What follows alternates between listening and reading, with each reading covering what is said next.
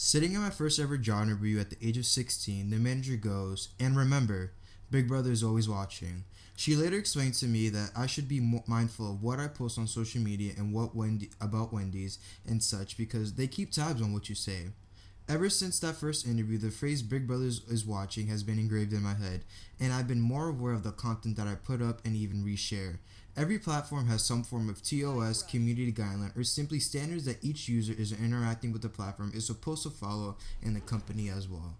I want to explore responsibility on Twitter, a microblogging and social networking service, and Twitch.tv, an American video live streaming service that focuses on video game live streaming, including broadcasting of esports competitions. Both of these platforms have had a history of not being responsible for some things taken or simply not taking actions when need be.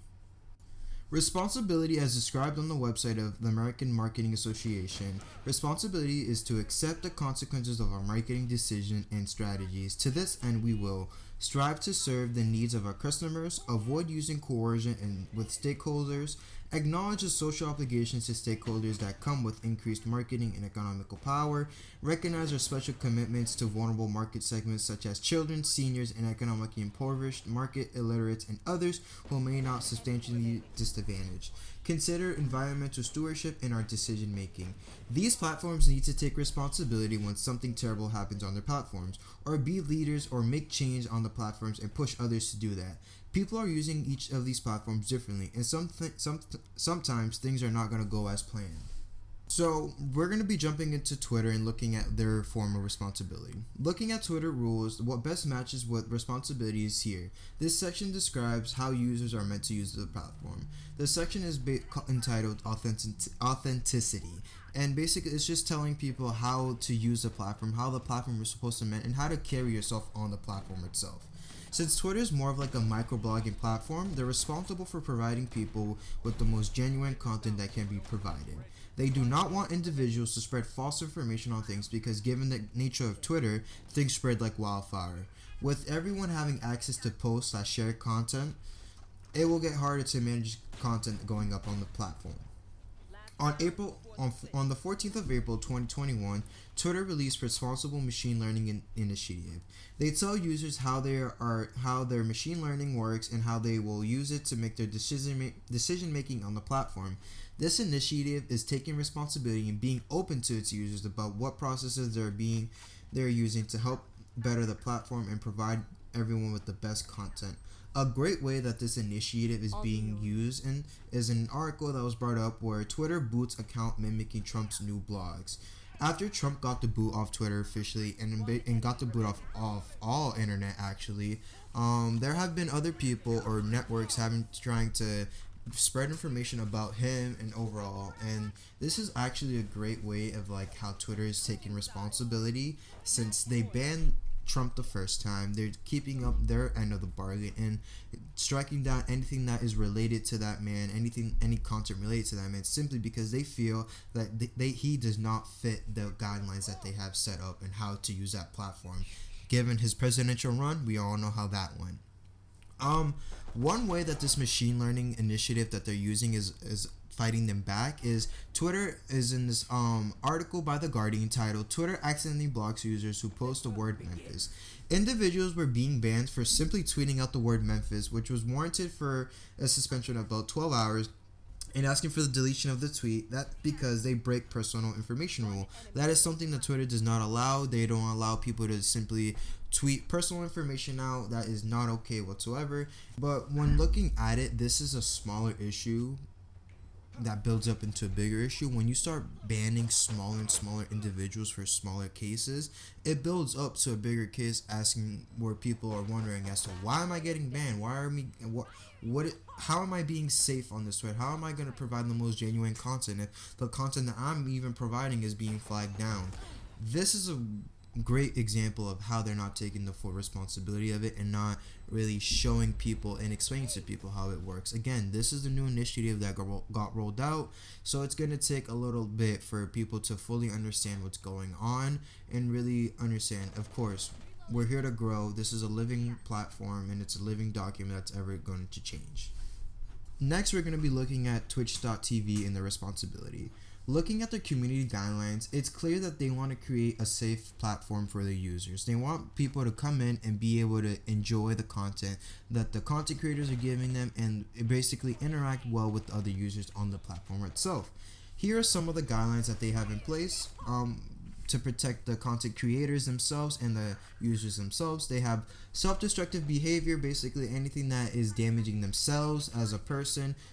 That's not okay. They're not allowing that on stream.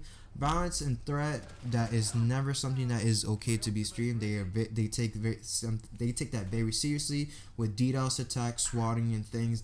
That is something that is very against terms of service on Twitch TV and really frowned upon with the community. And hateful conduct and harassment. They want to create a safe space, and words have action. So having those hateful conducts and harassments and blocking them and having a rule that stops it is really great, and is a great way to show their responsibility. Twitch wants to create a platform where people can watch something live and feel safe about it. We don't live in a perfect world, so there will be events that will challenge the goal of safety. Twitch takes responsibility in banning those individuals who break the guidelines in danger of creating a safe environment. Here are some clips of some individuals doing something that threatens the safety of users or themselves. Oh my mama! KFC and watermelon. I know you would say watermelon. KFC. No. KFC and watermelon? No. Are you calling me a nigga? No. KFC and watermelon? Yeah, who doesn't like KFC? Who the fuck makes a song that says KFC and watermelon? Gotta accommodate for the Get time. your ass up out of here. It's SEO. KFC. It's SEO. I haven't heard that one in a while. Okay, well that one's just, I mean, it's not racist, it's just gay, because black people don't own any businesses. So that's, for any of you who think I hope me I and don't my get banned for subscribers this. are a bunch of savages, just get a load at how perfectly the word is written in this letter. Both of these clips included very popular streamers at the time on their platform, and here we were able to see just the hateful conduct, just bad things happening. On the second clip specifically, it's a really popular streamer on the platform called Summit1G, who was watching another controversial YouTuber back in the day, and he even questioned himself, I hope I don't get banned for this. And these are rules that each person must follow if they want to stream on the platform. The two clips that we watched showed how Twitch is taking responsibility in enforcing these rules that they have in place. Unlike other platforms where hate is usually blows up because people are giving that content engagement and boost it for others to see, on Twitch it's like TV where you stick with the channel, you move on once you get bored. A lot of these bans are happening, but they're not as pronounced as Twitter or Instagram where you're able to see them publicly. Twitch has been known as to either overstepping as a business or simply turning a blind eye on specific content creators. An example of them overstepping boundary was a permanent ban of their top content creator, Dr. Disrespect. He was banned last year in 2020 with no word whatsoever. This is a bad example of taking responsibility. Yes, Twitch is taking the initiative, but what is the reason for the ban? Why was this person a target? There was no honest communication as to why their top person is no longer on their platform, and a year later, there's still radio silence as to why. Taking responsibility does not mean just enforcing the rules and owning up to them, but taking responsibility and sharing that what is happening to the users on the platform and the changes. A company can't move in silence and expect people to follow along. Twitch has a nasty habit of turning a blind eye on specific individuals. Alinity was a popular streamer on the platform, and her run on the platform has been filled with more controversies than good. Do vodka. Vodka kiss.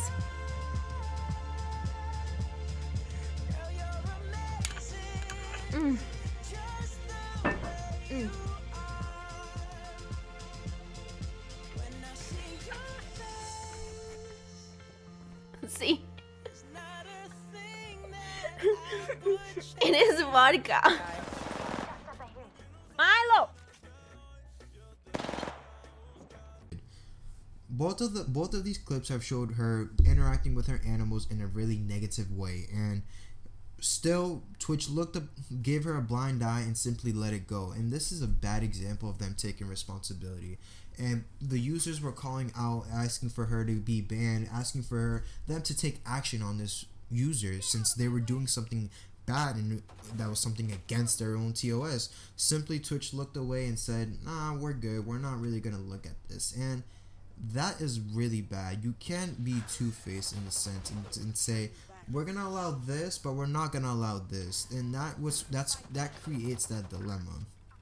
Platforms are not able to move as freely as they want. The users determine what changes need to be made. Yes, responsibility needs to be taken when something terrible happens on their platform. Twitter is doing a great job by putting machine learning to help clean up and provide a safer environment for its users. When you simply do the job halfway, like Twitch is doing, taking half the responsibility and then explaining the other half, that is going to drive people away from your platform and your site. They are taking the responsibility and taking on the content. However, they are not looking at it from the users and giving them the responsibility of explaining what is happening on the platform they interact with daily. Everyone should take a step back and wonder, what are they doing for their users? Are you providing a space for them, or are you driving them away? Yes, you should take responsibility on the content that is happening on your site, but also you should also wonder that this is a community that you have on your platform, and you should be able to know how to manage it and run it well. Thank you for listening.